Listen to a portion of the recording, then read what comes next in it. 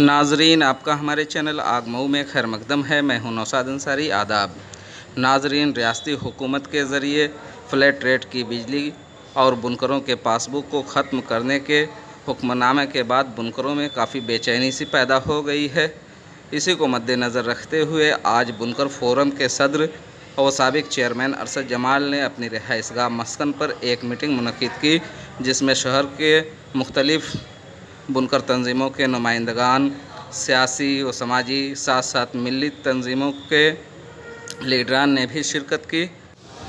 इस दौरान सभी लीडरान ने बुनाई सनत को तबाह होने से बचाने के लिए और बुनकरों के बिजली पासबुक को बहाल रखे जाने के लिए एक हिकमत अमली मुरतब की और इसी हिकमत अमली के तहत आइंदा क्या लाएअमल तैयार किया जाएगा, इस पर तफसील से तबादले ख्याल हुआ। आइए सुनते हैं क्या कहते हैं लीडरान। किस तरह की मीटिंग है और क्या मामला है पूरा? आज हम लोग यहाँ इकट्ठा हुए थे और इस अभी छोटी सी बैठक में जितने व्यापार मंडल हैं यहाँ, उस व्यापार मंडल के पदाधिकारी थे और जो बुनकरों के जितने संगठन हैं उसके लोग भी थे। तो यहाँ सरकार ने 2006 का जो जियो था बुनकरों को फ्लैट रेट के पासबुक का किसानों की तरह सस्ती बिजली देने का, तो उसको सरकार ने दिसंबर में ख़त्म कर दिया है। मगर दिसंबर के बाद वो NRC और लॉकडाउन और कोरोना को लेकर किसी प्रकार से कोई आंदोलन नहीं हो पाया था। तो आज हम लोगों ने इस पर मशवरा किया है कि क्या होना चाहिए।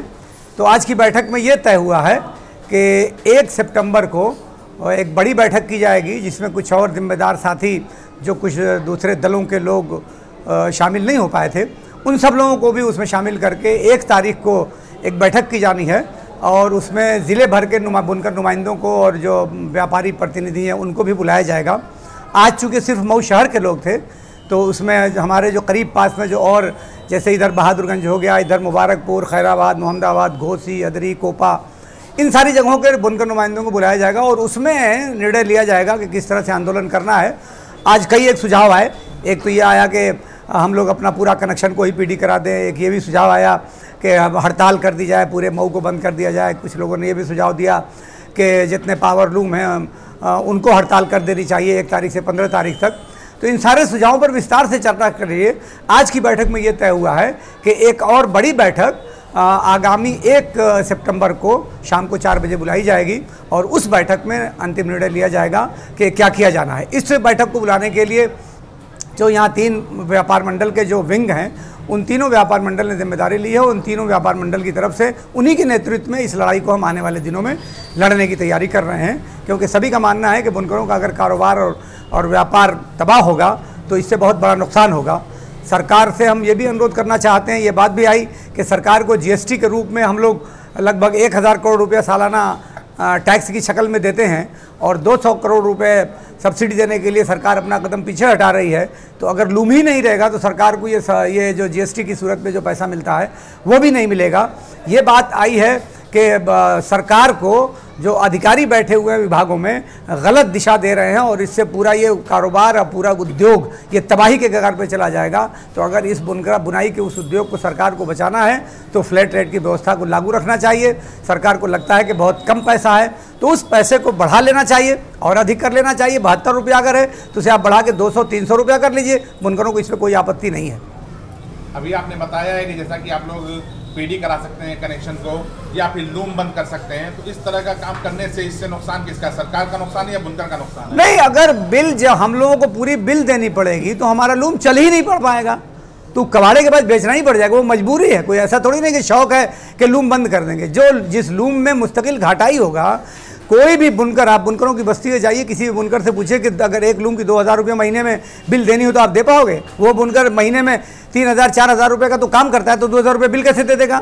तो ये मुमकिन ही नहीं है। तो सरकार को ऐसा सोचना नहीं चाहिए। आपके गुजरात में तमाम जगहों पे पावर लूम पे सब्सिडी है, आपके महाराष्ट्र में चाहिए भिवंडी वगैरह में सब जगह सब्सिडी है।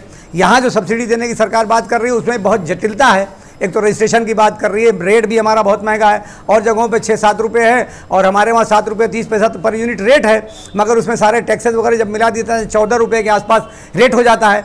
तो पूरे हिंदुस्तान में सबसे महंगी बिजली आपके उत्तर प्रदेश में है। देखिए, इस मुहिम में उस कारोबार से ताल्लुक़ रखने वाले सभी लोग शामिल हैं, लेकिन मऊ में जिनका उससे संबंध कारोबार से नहीं है, उस व्यापार मंडल के लोग, जैसे किराने वाले भी आ जाए, सर्राफे वाले भी हमारे साथ खड़े हैं, वो इसलिए खड़े हैं कि जब मऊ के कारोबार चलेगा, तो जब मऊ के कारोबार से ही सबका कारोबार चलता है। अगर कारोबार लूम का बंद हो जाएगा तो यहाँ तो मेन उद्योग वही है, तो अगर पावर लूम ही बंद हो जाएगा, पावर लूम की सनती ख़त्म हो जाएगी, तो फिर कौन सा कारोबार बचेगा? कोई कारोबार नहीं बचेगा। तो इसलिए सारे लोगों को, चाहे किसी भी कारोबार को करने वाले लोग हों, उन लोगों को लगता है कि इस उद्योग को, पावर लूम के उद्योग को बचाए रखना बेहद ज़रूरी है। अजय साहू, जिला अध्यक्ष उत्तर प्रदेश उद्योग व्यापार प्रतिनिधि मंडल जनपद मऊ।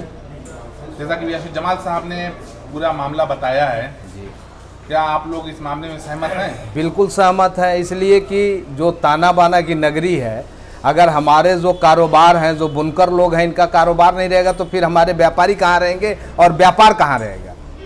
इस नाते उनसे हमारा बिल्कुल सगा संबंध का नाता है। अगर वो जिंदा नहीं रहेंगे तो फिर हमारी कोई बराबरी नहीं रहेगी।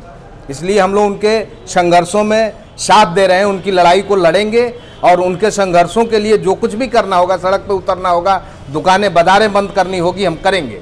डॉक्टर राम गोपाल गुप्ता, अखिल भारतीय उद्योग व्यापार मंडल जनपद मऊ का जिलाध्यक्ष मैं हूँ। जैसा कि अभी सभी लोगों ने बताया है कि बुनकरों की इस लड़ाई में, इस मुश्किल घड़ी में सभी लोग साथ हैं, तो आप इसमें क्या कहना चाहेंगे? तो सच बात है, बुनकरों की इस लड़ाई में अगर हम सम्मिलित नहीं होंगे तो हमारा स्वयं जो है ख़त्म हो जाएगा सारा कुछ व्यापार। तो सारा व्यापार जो है बुनकरों से ही चल रहा है, चूँकि हमारी इकाई जो है मऊ जनपद में बुनकर ही हैं। तो बुनकरों की समस्याओं का समाधान अगर सरकार नहीं करती है तो उसके लिए हम जो भी लड़ाई जैसे भी होगा हम लड़ेंगे और इन लोगों के साथ हमेशा रहेंगे। जैसे भी इन लोगों का मिलेगा हम लोग इनके आंदोलन को साथ देंगे। क्या लगता है कि इस तरह का काम करने के पीछे सरकार का क्या मंशा हो सकता है? और सरकार की मंशा तो हमेशा विपरीत रहती है, लेकिन हम लोगों को आशा ही नहीं, पूरा उम्मीद है कि अगर हम लोग पूरी तन्मयता से अगर लड़ेंगे तो निश्चित ही सरकार झुकेगी हम लोगों के सामने। अभी देखा जा सकता है कि लगातार कई एक कानून पास हुआ है, कई एक लड़ाइयाँ लड़ी गई हैं, लोग सड़कों पर उतरे, बड़ा उपद्रव हुआ, लेकिन सरकार ने किसी भी किए हुए फैसले को वापस नहीं लिया। आपको क्या लगता है कि ये सिर्फ एक पार्टिकुलर एक बुनकर का मामला है, इसके लिए सरकार अपना फैसला वापस लेगी? पूरा उम्मीद है, इसलिए कि बुनकर केवल कहने के लिए मात्र बुनकर अकेला नहीं है और बुनकरों से ही पूरा समाज चल रहा है। आज ताना बाना न रहे तो क्या व्यापारी चलेगा या कोई भी समाज नहीं चल सकता है। तो अगर हम यूनिट के अगर इकाई को अगर हम नहीं देखेंगे बुनकरों को तो इसका खमियाजा तो सरकार को भुगतना ही पड़ेगा, चाहे वो जैसे भी भुगते, आंदोलन के माध्यम से हो या पहले तो हम लोकतांत्रिक तरीके से विरोध करेंगे। अगर नहीं मानती है सरकार तो उसके लिए हम जो कुछ भी निर्णय होगा कठोर निर्णय लेंगे और निश्चित ही प्रयास करेंगे कि हम लोगों की बातों को सरकार माने और हम